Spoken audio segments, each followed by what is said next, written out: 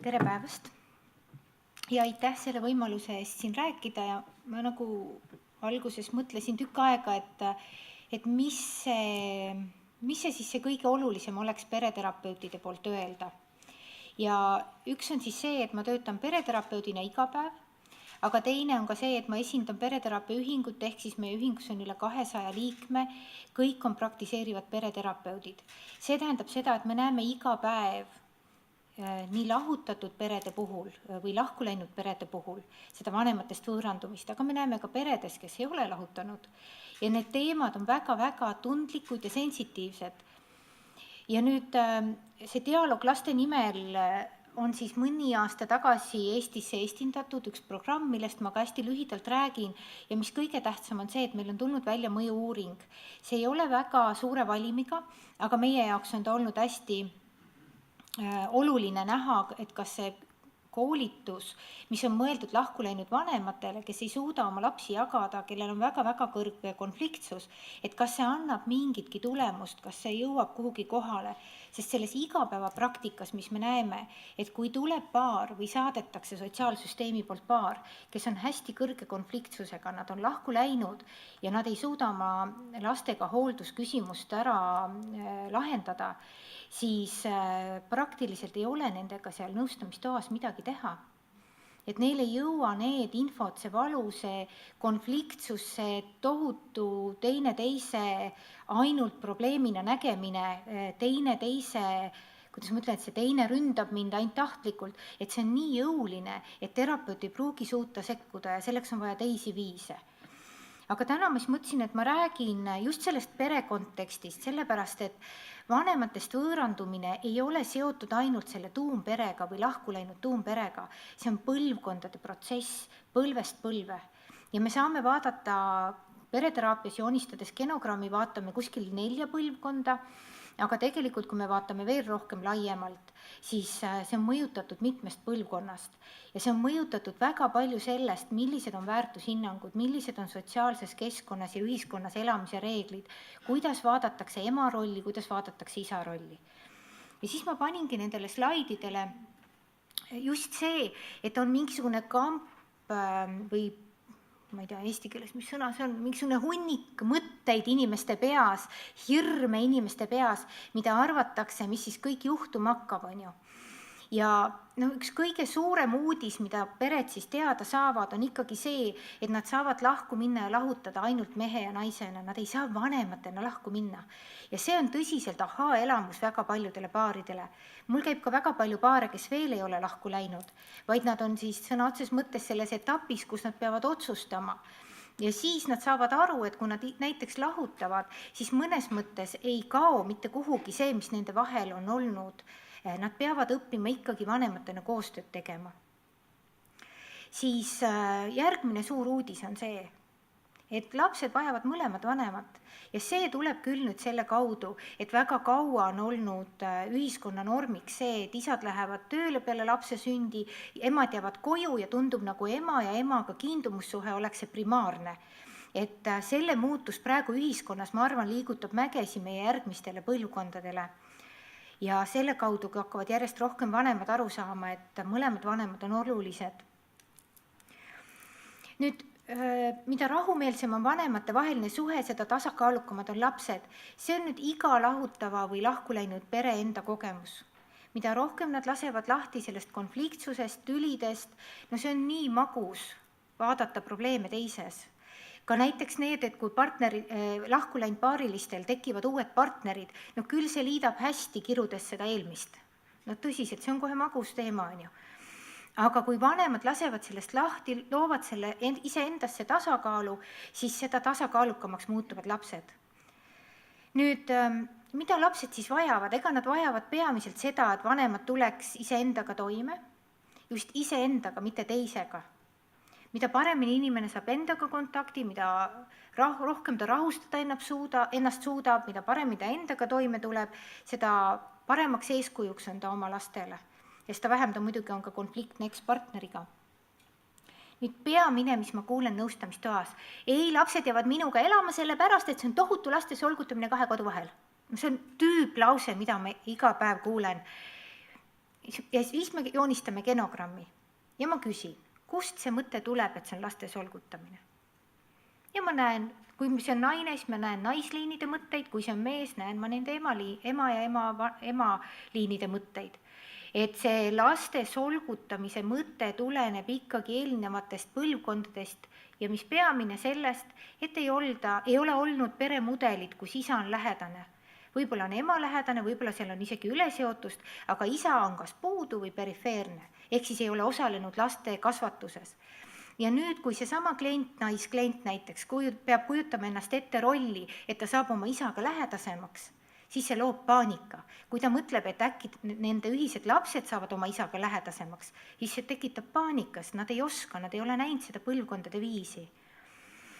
Ja nüüd, kui me jõuame sellesse etappi, et nad siis saavad aru, et lapsel on vaja 2 vanemat ja see ei ole lapse solgutamine, siis neil hakkab tekkima sinna mõttemaailmaga see, et tegelikult on vaja lapsel nagu 2 vanema elus kohta.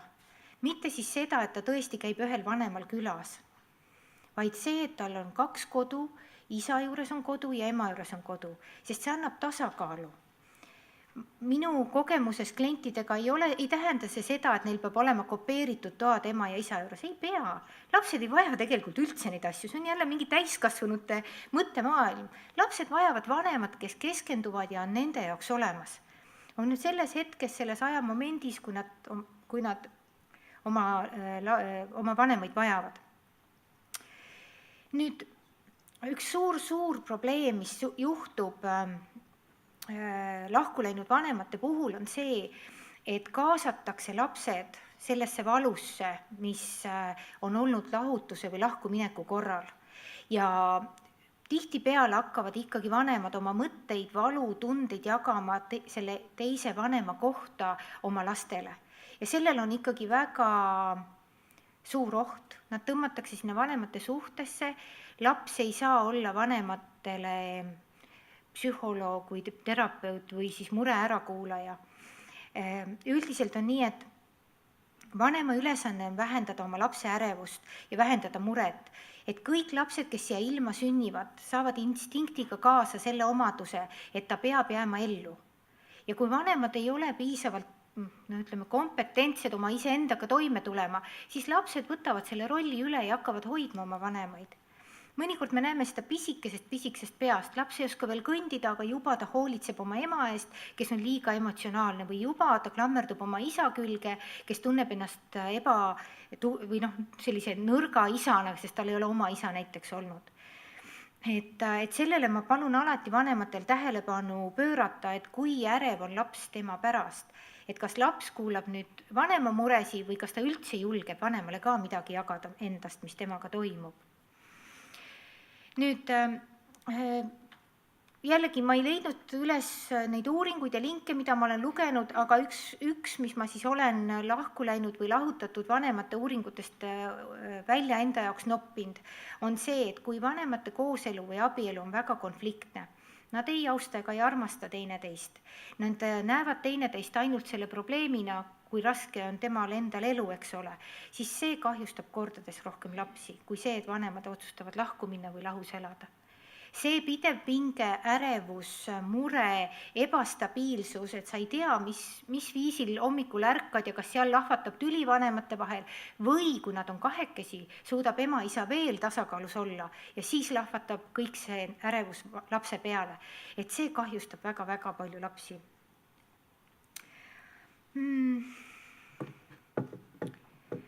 Nüüd jällegi on mul jäänud silma sellised uuringud, see on siis Dialoog laste nimel, kui me hakkasime eestindama, siis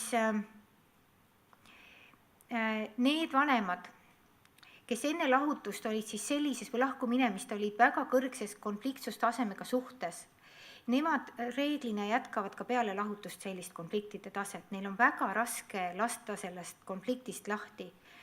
Ja nende lastel on väga raske kohaneda lahutusega. Et selle tõttu ka on ikkagi vaja välja mõelda või aidata neid peresid, kus on väga kõrgne konfliktsus. Ja ma ei räägi siis väga ekstreemsetest perevägivalla või väga ekstreemsetest juhtumitest. Ma räägin täitsa tavaperedest, kes kahjuks võib-olla ise ei pruugi sattuda teraapiasse, aga satuvad kas siis sotsiaalvaldkonna või lastekaitse kaudu, sest ikkagi on juba kaasatud ka teised institutsioonid oma lahutuse protsessi, et tõestada ära, et see teine vanem on ikkagi halvem. Nüüd ma panin sellise pealkirja ja ma ei tea, kas mul nüüd kõik mõtted said siia kirja, mis ma mõtlesin, aga et mis on ohud ja tee võõrandumise poole. Ja see on nüüd üks teema, mida vanemad jälle ei arvesta. Et kui nad on läinud lahku ja tekib olukord, mida vanemad kusjuures ise aru ei saa, et kui nad on konfliktsed, kui nende koostöö ei suju või kui kaasatakse kuidagi laps nende vahelisse konflikti, et see tekib olukord, kus laps peab hakkama valima, kumba vanemat ta võib armastada. Ma näen väga palju neid 12-13-aastaseid, kes tulevad teraapiasse ja sosistavad mulle ja ütlevad, et tead, et ma oleks tahtnud, et nad lähevad lahku, aga nüüd nad läksid lahku ja mitte midagi pole tegelikult muutunud. Et ma ikka pean ema eest teesklema, et ma ei armasta isa ja isa eest teesklema, et ma ei armasta ema.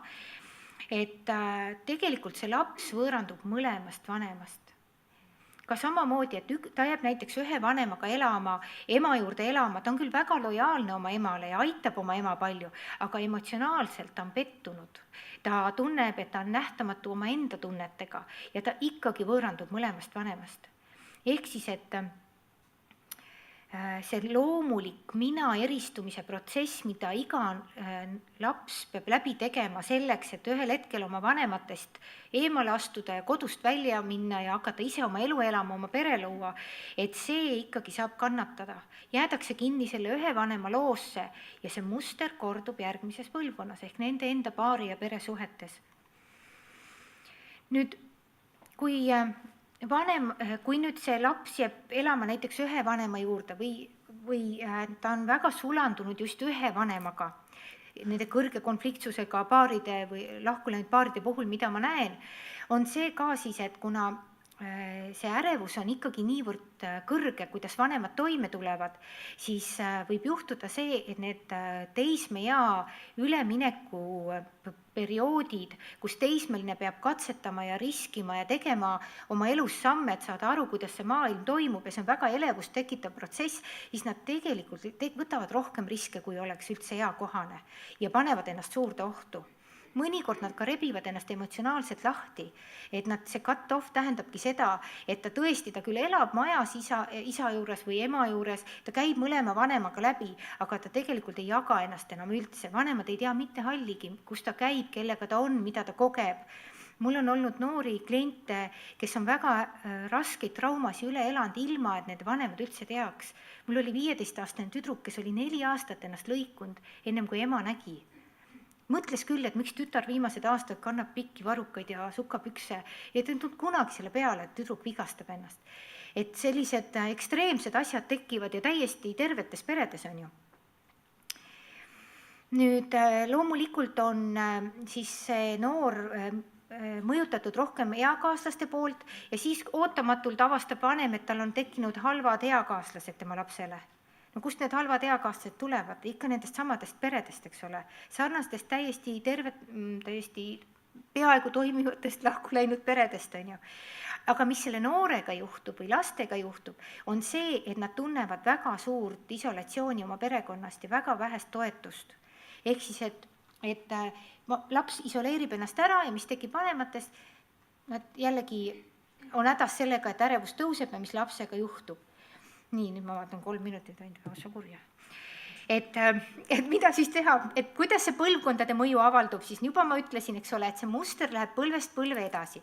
Aga need hüpoteesid, mida me seal pereteraapias siis sessioonidel loome, ma toon teile näiteid. Et üks on siis see, et kui sellel täiskasvanul, kes lahutas, ei ole oma perega lähedasi suhteid, kas ta on liiga sõltuv emotsionaalselt, ehk siis, et appi, kui ma nüüd emale räägin, et ma lahutan, mida mu ema teeb või mida ta arvab või mis iganes juhtuma hakkab, või siis, et nad on üldse katkestanud suhted, jällegi jõuludel ja sünnipäeval käiakse, aga tegelikult emotsionaalselt ei jagada, siis nemad kordavad neid mustreid tihti ja minu tähelepaneku järgi nad ei tule ka toime lahutusest tekkivate tunnetega. Ja neil on keerulisem sellisel juhul näha ka oma lapse valu seoses lahutustega. ja ka seoses sellega, et neil omavahel endiste partneritena see vanemlus ei toimi. Neil on tõesti keerulisem. Ja huvitaval kombel on ka see, et kui näiteks mul on kliendid, kes on ise perekonnast, kus ema-isa on lahutanud, siis neil on vähem empaatiat oma laste suhtes, endise partneri suhtes. Et nad kuidagi ei taju ära, et see, mis nad ise läbi elasid, võib olla ka nende lastega.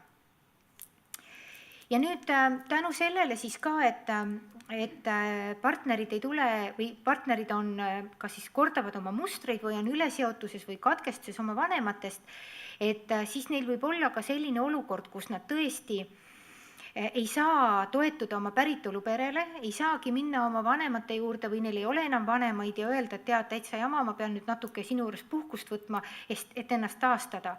Ja nad hakkavad toetuma liigselt lastele, seda ma siis ennem ka mainisin korra. Ja selle kaudu läheb vastutus kuidagi laste peale. Kas selle üle, kuidas siis, miks paar lahku läks või kuidas vanemad iseendaga toime tulevad. Ja see loob võõrandumise jälle vanematest, see on lastele liiga raske kanda. Nad eemaldavad ennast emotsionaalselt või siis ei õpi üldsegi endast aru saama ja on mõelnud, et oota, aga mul on ju tegelikult, mis siis, et vanemad läksid lahku, aga tegelikult on ju mul head vanemad, aga miks ma ei jaga ennast, seda nad ei oska öelda. Ja see nende inimeste puhul on ka see, et nad tõesti hoiavad nendest mustritest, uskumustest, väärtustest rigiidsemalt kinni, oma tõest rigiidsemalt kinni. Ehk siis, et pereterapeudi sellised vaatenurgad, mida me tagasi peegeldame, nad ei võta neid vastu, see põrkab nagu vastu seina, sest nii kui peaks selle laskma vabaks, et hakkab vaatama pilti laiemalt, siis see hirmutab liiga palju ja ka need tunded, mis siis tekivad, hirmutavad. Et üldiselt siis pereteraapias me vaatame sellist 3 tasandit, me kaardistame 3 tasandi ja vaatame päritoluperekonna tasandit, abielupaari tasandit, ehk siis lahku läinud paari puhul ka nende kooseluaegsed tasandid ja lapse tasandid ja aitame siis neil läbi selle mõista, kuidas need 3 tasandit teineteist mõjutavad ja jättes vastutuse sellele endisele paarile, aitame me neile aru saada, et nad lihtsalt kordavad mustrit ja neil on õigus õppida. Neil on õigus teistmoodi teha. Nad ei pea lojaalselt olema oma vanematele, kuidas vanemad või vanavanemad kuidagi omal ajal tegid või perekonnast ja lastest ja laste kasvatusest mõtlesid. Nii, aga siis 2 slaidi veel sellest mõju-uuringust. Dialoog laste nimel on siis tulnud Hollandist, seal on ta ingliskeelne nimetus No Kids in the Middle ja ta on mõeldud paaridele, kes on lahku läinud või lahutanud. Ja just nendele, kes ei suuda oma lapsi jagada omavahel. Ja mõju-uuringus osales 48 inimest, loomulikult ankeete täitsid siis enne koolitust ja peale koolitust rohkem inimesi, aga kõik ei olnud kasutatav. Ja kokku lapsi selles uuringus oli 61. 5 neist olid vanemad kui 12, täitsid iseenda kohta ja 61 lapse kohta täitsid vanemad enne ja pärast koolitust. Keskmine vanus oli siis 6-7 eluaastat. Oli siis seal 2-3, ei olnud 3-aastaseid ja natuke rohkem ja oli siis kõige vanem oli vist 16-aastane, kui ma õigesti mäletan. Ja nüüd see peamine, mida see mõju-uuring siis dialoog laste nimel näitas, sellel koolitusel ei töötata nende lahutuse või abielu või kooseluaegsete protsessidega. See, mida nad seal tegid või jaurasid või nendega juhtus, see ei ole nii oluline. Seal koolitusel keskendutakse sellele, millist dünaamikat nad teevad, et nende koostöö ei suju omavahel. Ja selle tulemusena ka see, nad vaatavad sellesse, kuidas nad kumbki panustavad sellesse koostöö puudumisse. Et nad saavad mõlemad selle puudutuse, et teine ei ole sikult halb, vaid et midagi teen ma ise, et see dünaamika ei toimi. Ja hästi efektiivne on see, et enamus ajast igal koolitusel nad istuvad väikestel toolidel, mis on nende laste toolid ja siis nad on lapse rollis ja vaatavad, kuidas see toimub. Ja mis siis mõju-uuring näitab, siin valim on väike ja statistik ütles, et loomulikult see ei ole nii suure rahvaarvuga, et saaks midagi tohutuid järeldusi teha, aga üks, mis tähtis oli see, et vanemate rahulolu lapsevanema rollis kasvas. Nende enda meeleolu ja enesetunne paranes, et päris palju oli sellist depressiivsust ja allasurutust enne koolitusele tulekut. Ja et väga tähtis uuring, mis oli siis võib-olla kõige suurem sellise statistilise näitamisega, on see, et laste prosotsiaalsus muutus. See tähendab seda, et laste hoolivus teiste suhtes paranes. ja see oli juba minu arust väga märkimisväärne, et kui lapsed, kes olid väga pinges, nende vanemate vahel nende koostöö ei suju, siis lapsed ei ole võimelised tundma teiste vastu empaatiat ja hoolimist ja nii edasi ja peale koolitust see suurenes. Küsiti veel emotsioonide kohta, käitumise kohta ja nii edasi, need pigem ei muutunud, isegi natuke suurenesid, kui see, et nende prosotsiaalsus, aga ma arvan, et see prosotsiaalsus on üks olulisi näitajaid selleks, et saada aru, kuidas laps kohaneb siis peale lahutust koolis või lasteaias või teistes sotsiaalsetes ringides. Ja nüüd üks huvitav asi oli minu jaoks veel, et vanemad ei hindanud oma probleemi mõju väga kõrgelt lastele. Nad hindasid, et nende see, mida nad teevad, mõjub lastele, aga mitte väga kõrgelt. Ja see muutus peale koolitust, mitte küll väga statistiliselt oluliselt, aga ikkagi. Ja enamik vanematest arvasid, et koolitusest oli ikkagi kasu, on ju.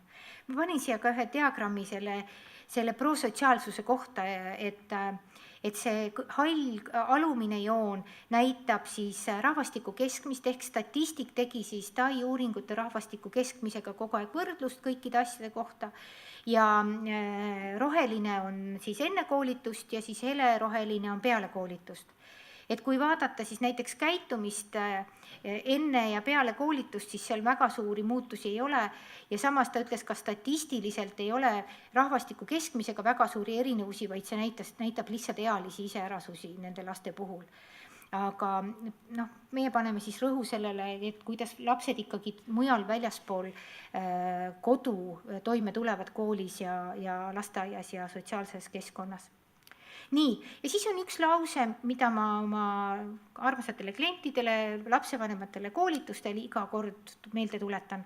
Selleks, et aidata vähendada seda, et laps võõranduks lapsevanemast. See on see, et perekond on ainuke koht maailmas, kus inimest armastatakse mitte selle pärast, mida ta teeb või annab, vaid selle eest, kes ta on ja peamiselt just, kes ta on. Ja lahku läinud vanemad saavad aru, et see ongi kõige suurem valu. Et nad ei tundnud abielu lõppedes või kooselu lõppedes, et nad saavad olla see, kes ta on selles perekonnas, mida nad ise üles ehitasid. Ja siis me vaatame jälle päritoluperre, et see saab alguse see tunne tegelikult päritoluperest. Ja nemad on juba võõrandunud oma vanematest olnud ja nii rohkem selja taha. Väga positiivne lõpp oli. Aitäh teile!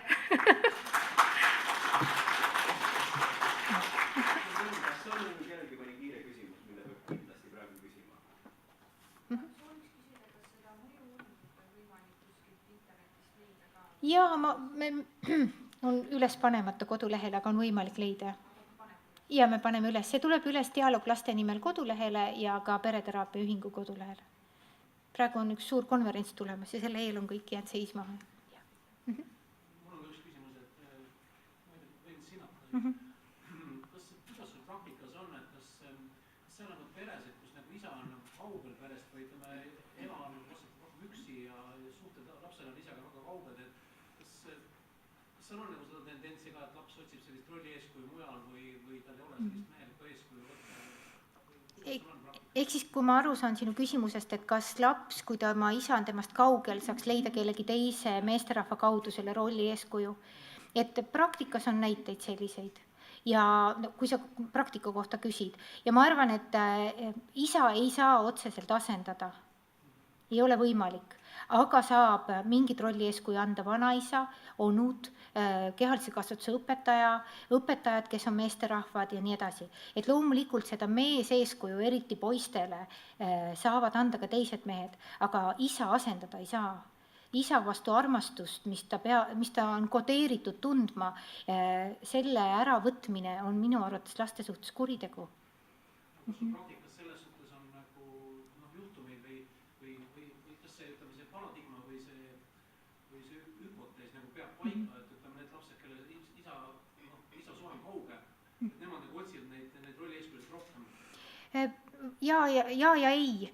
Ma ei näe seda laste hulgas, kes on eelteismelised, ma näen seda sealt, kus on mingi 14-15 on ju praktikas, aga ma näen seda ka hästi väikeste laste puhul, kui neil ei olegi ühendust isaga olnud, sest mul on ka neid peresi, kellel tõesti isad on millegipärast ära olnud kohe peale lapse sündi.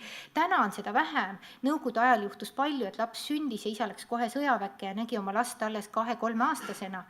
Praegu ma näen seda tunduvalt vähem, et sellist katkestamist raskestust on.